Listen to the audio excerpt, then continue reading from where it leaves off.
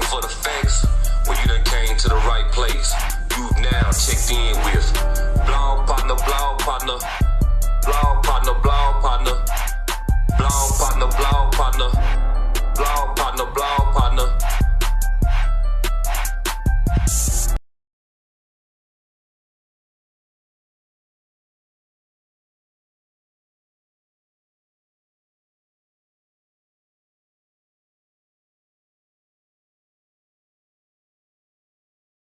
Here it is, here it is. It's your boy Blog Partner. Back up in this thing one more again. Y'all know I keep this thing growing legs, growing legs. Today, I got a legend, somebody who wears many hats, somebody who's very intelligent, somebody who's dedicated and determined, somebody you can't say Columbia Media without mentioning his name. Most importantly, a father, but let them know who I got in the building. It's your man Diggs. Suay Lo is in the building. Swayfield, baby. For sure. You know how we do. Let them know where you coming from, bro. From the sea, baby. Okay, from okay. The sea. Born and raised East Side, Woodside Street. You know what I mean? Okay. What's being from the sea known for to you? Like, what's it known for to you? That's a good question. I would say family. Family. You know what I mean? Okay, big on family. My entire family is from Columbia. For sure. We share family. Right. You know yeah, we share family. You know yeah, I mean? For sure. How has it rubbed off on you being from Columbia? Well, it's made me resilient. Okay. I'll say that. You know, I'm the type that will go until I can't go anymore. Right. And I think that stems from, you know, my family background. For sure. Very creative. For sure. Come from a creative family. I grew up with the piano and the organ in my house. You know what I mean? So, sure. You know, multifaceted. Hands-on, huh? Indeed. Hands-on. Indeed. Okay. Who you looked up to growing up? Shoot, man.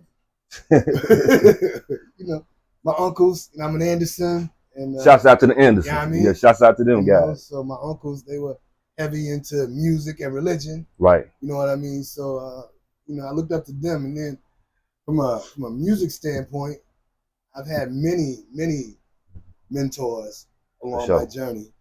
But, you know, my biggest influence would probably be my Uncle Al, my Uncle Kenny. Shouts out to him. You know what I mean? I know both of them. Shouts out to them guys. Absolutely. Okay. You're dedicated and determined. You're dedicated and determined individual. Where does your dedication and determination come from? I would say comes from, again, not ever wanting to give up. Right. You know what I mean? Just always wanting to be the best at whatever it is that I do. For sure. You know. Cooking that food, y'all got it hot up in here. But okay, what do you do to avoid distractions, bro? No, I just leave. Yeah. Get out the way. I'm 50 now, so you know. Okay. So it's like I don't really have time for nonsense.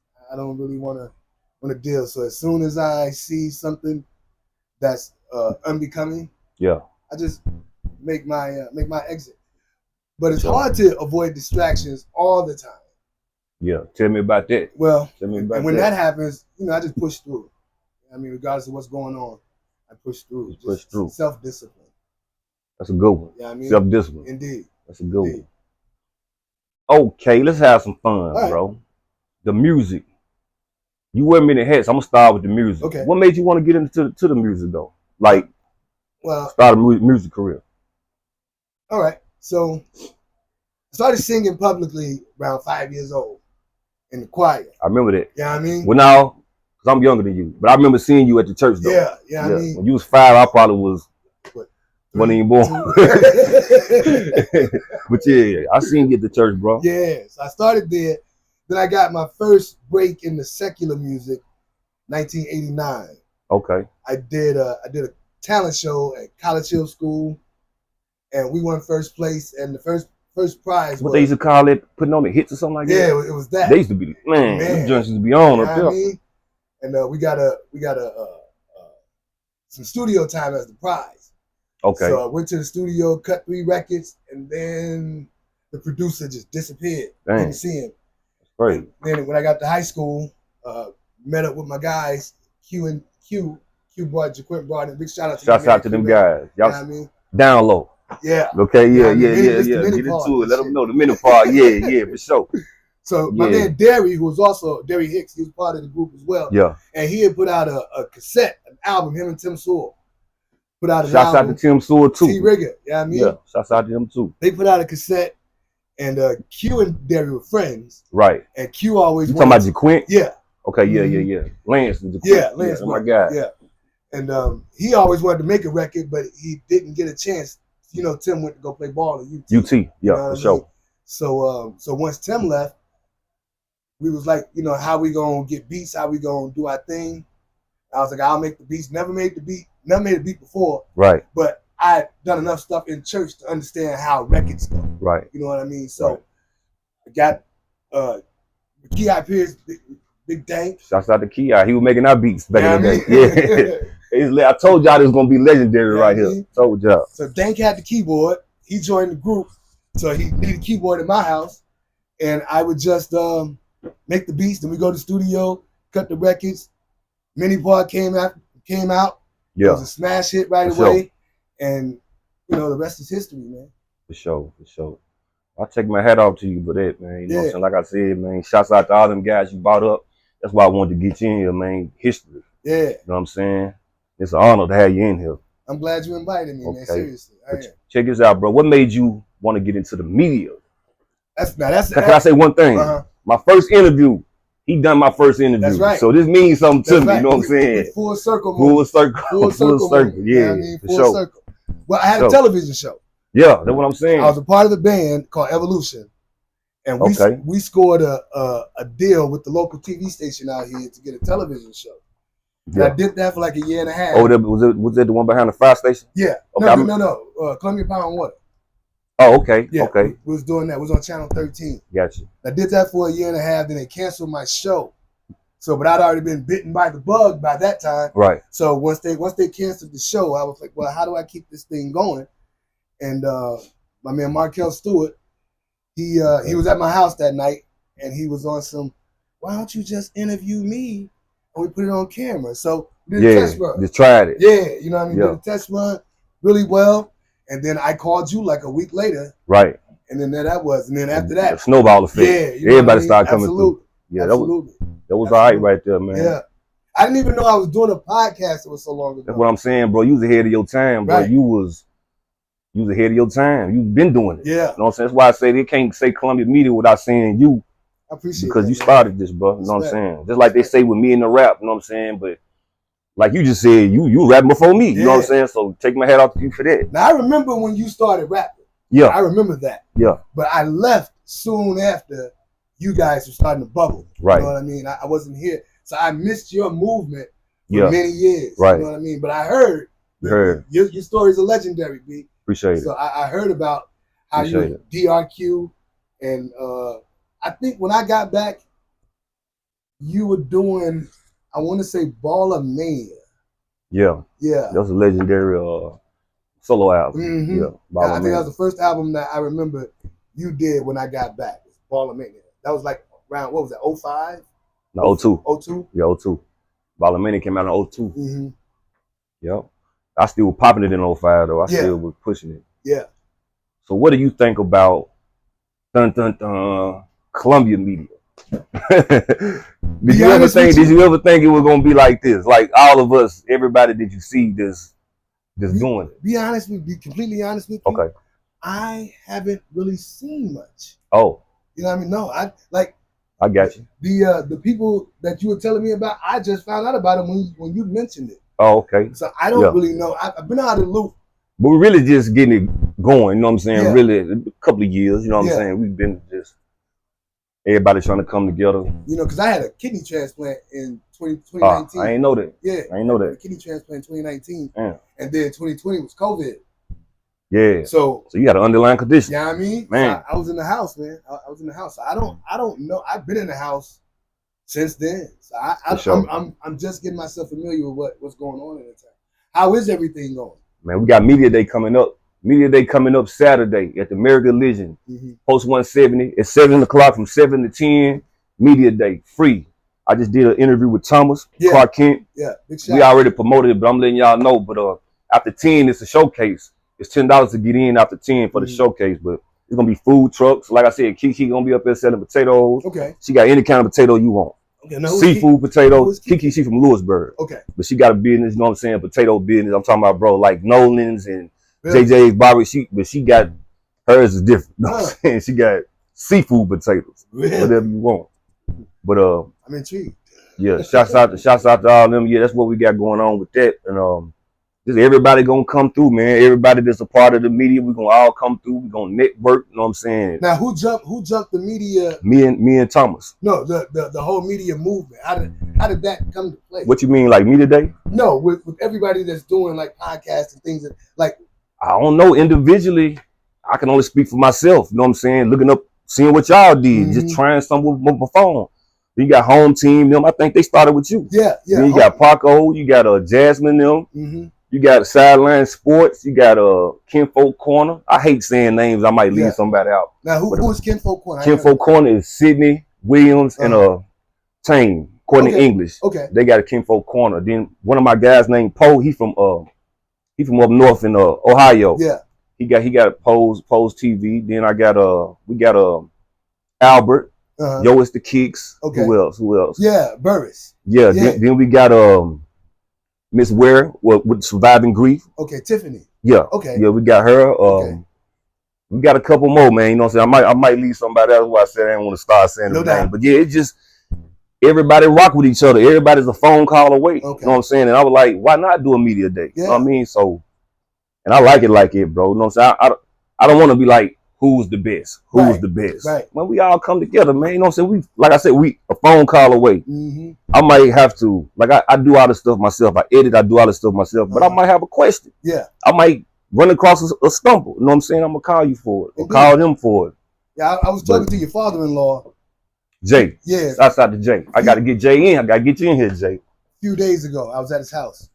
And we was having a conversation about how can we bring the community together, because and the reason why I even posed the question to him is because with everything that's going on, you know, in society today in 2026, man. So at some point we're gonna have to pretty much become self-reliant and rely on each other. Yeah. You know what I mean? Right about that. And I was kind of picking his brain to see how we can pull that off. And I asked him, I was like, would you be interested in partnering with people?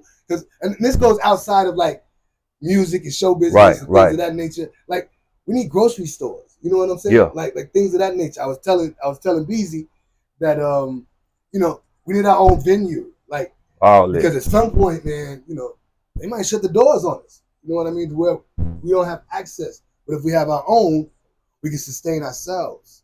For sure. You know? For sure. Yeah, I'm with that. You know what I'm saying? I know he with it. You know what I'm saying? Yeah. That's how it gets started right there. Indeed. That's how it gets started. What? Ideas, ideology. Come together in a combined efforts, manifest a vision. That's how it gets started right there. Okay, I'm going to skip down to this right here. All right. Your New York Connect. Talk about the New York Connect, man. You was up north, man. Talk about it. I lived in New York City for 10 years. 10 years. And, what part of New York? I was in the Bronx. In the Bronx. And then we moved to New Rochelle. Okay. In Westchester County. Big shout out to 914 Westchester, Mount Vernon, Yonkers. Shout out to them. Shout out to them. And Yonkers, that's DMX. Yeah, DMX. The Locks, Mary J. Blige. You know what I mean? Mary J. Blige from Yonkers? She's from Yonkers. Okay. You know, I'm actually friends with her brother. Me and her brother. We met back in 2000. What made you go up there, bro? To New York? Opportunity, man. Like I was in. Like I said, I was in the band with Q and them. Right. And one of the guys, my man Trey, his aunt lived in New York. Okay. So he went. They're from North Carolina. So he went to North Carolina for Thanksgiving that year. And she told him that she ran into a music producer at a hair salon, and she told him about us, and he asked if we had a demo. Gotcha. So we sent the demo. Also, the music took you up. I mean, okay, I got you. Sent the demo. He liked it. She moved me and Trey there. And then I continued my musical journey once I got it. Small world. Yeah. Okay, well, I'm going to ask you about this. Since we talking about your musical journey and up there, I heard you've been working with Raekwon, the Wu-Tang. Ghostface. Ghostface? Yeah, Ghostface Killer. Tell him about it. All what you got going on? Yeah. So that's big right there. So one of my old friends, Danny Rowe, which we have a record together called Freedom. Love you, Danny Rowe. We did a record together called Freedom, and it was like I said during COVID. Right. I should have turned my phone off. I'm sorry. You good? We did a record during COVID called Freedom, and she was in a session one night with this guy by the name of Iborn, and she wanted him to jump on the record and do the rap. So he did the rap, and then he was like, who did the track for this record? And she was like, my man Suay down in Tennessee. So she calls me, and she was like, told me Iborn likes what you do, asked if you had any more tracks. So I sent him 3 more tracks. But when I sent those tracks, he called me after that. And he was like, yo, I love your records, this, that, and the third. He was like, one of these records, I can get Ghostface Killer on. So I'm like, really? And he was like, yeah, that he's my man's, and this, that, and the third. So the OG. Yeah. Ghostface, the OG. So we started working on his album. When we first got started, it was really just me and him with the ideas and the creative process. He was calling me every day. We're politicking every day, doing that whole deal. It took Ghost 8 months to get on the record because his schedule. He was on tour with Nas. They was doing that New York State of Mind tour at the time. So he cut the record. They sent the record back. I finished the production, and then it came out in July of 2023. The album itself is at platinum, so we're platinum status on that. That's what's up. And that's what Clark Kent was saying. Yeah, you saying that. Ghost just got into. Take my hat off to you for that, bro. Yeah, indeed. Take my hat off to you for that. And Ghost Wu-Tang just been inducted into the Rock and Roll Hall of Fame. Yeah, I heard something like that. Yeah, and Outkast too. Outkast was last year. Okay, but it was the Rock and Roll Hall of Fame. Yeah, Rock and Roll Hall of Fame. They went in last year, and then you got Ghost, and you got who else got in? Luther Vandross. Shouts out to them guys. A plethora of different artists, but Wu-Tang Clan represented hip hop in that category. Sure. I'm very honored. Iborn's a great guy. Danny Rowe's a great girl. And since then, I've been primarily working out of New York with different artists and my old producer. They're just throwing me work and, for sure. Just staying busy. Staying busy. Yeah. Like I said, man, you wear many hats. I told them that, you know what I'm saying? I want to touch on something else right quick, though, before I get you out of here. Yeah. You always welcome to come back, you know what I'm saying? We gonna get it in. But check this out. So this media, so you see this Chud the Builder guy. Yeah. You know what I'm saying? You seen the situation with Chud the Builder. Why do you think is negativity that gets you monetized? Like when you're doing something positive, it's like they don't look over, they look over, they don't want to monetize you, but as soon as he doing what he was doing, he did it to get monetized. You know what I'm saying? But why do you think it's like it? You know what I'm saying? With the YouTube and all the algorithms and all that, why do you think they look over the positivity and pay you for the negativity? Well, let's look at media as a whole. Yeah. You turn on the news. Did I say that right though? Yeah. You got okay. Yeah, you turn on the news, man. That's all you see is negative. Yeah. Very rarely do you turn on the news and they got a good news story. Yeah, I mean, so it sells for one. Yeah. It sells. Like you said, it's trying to get monetized. And it's hard, bro. I ain't even monetized. Really? I'm not even monetized. I'm just doing it. I'm just keep going. That's good. Keep building content. You know what I'm saying? But I ain't gonna jump off the deep end like how this guy did. I'm gonna keep it doing what I'm doing. You feel me?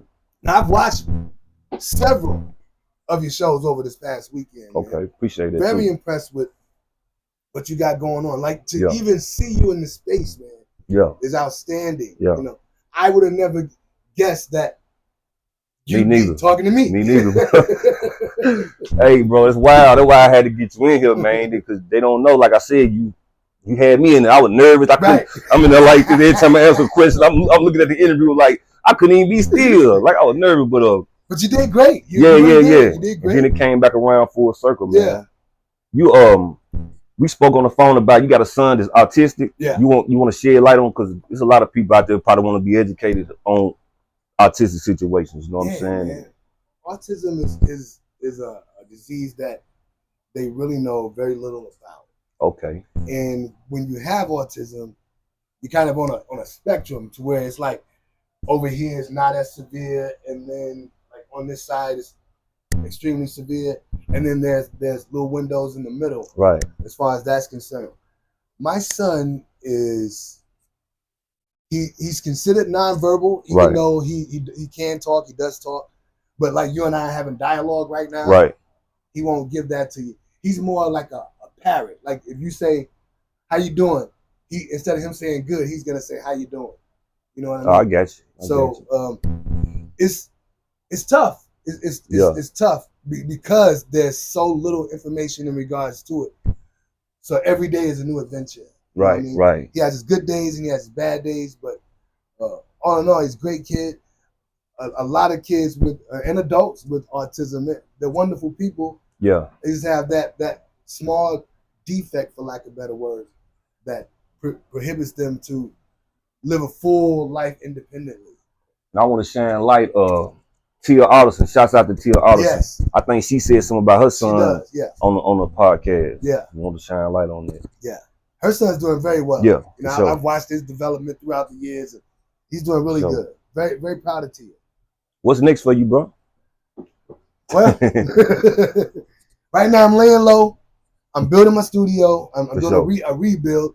You know, 2 of my kids moved out, so freed up some bread. I got you. So I'm just investing into that, and hopefully by early next year, I'll be ready to move into another spot, commercial spot. Okay. And maybe do something along those lines. Just let me know, man. Like I told you, bro. More than welcome. It's an honor to have you in here. Indeed. Looking there, let them know they can find you, bro. Suay Lo, Instagram, SUAYLO, TikTok, Suay Lo Official. And just holler at me, man. For sure. Just holler at me. For sure. I'm out here. But there it is, man. Y'all know I keep this thing growing legs. We done made it to the end. Blog partner, Suay Lo, Suay Field. Yeah. We up out of here. Peace.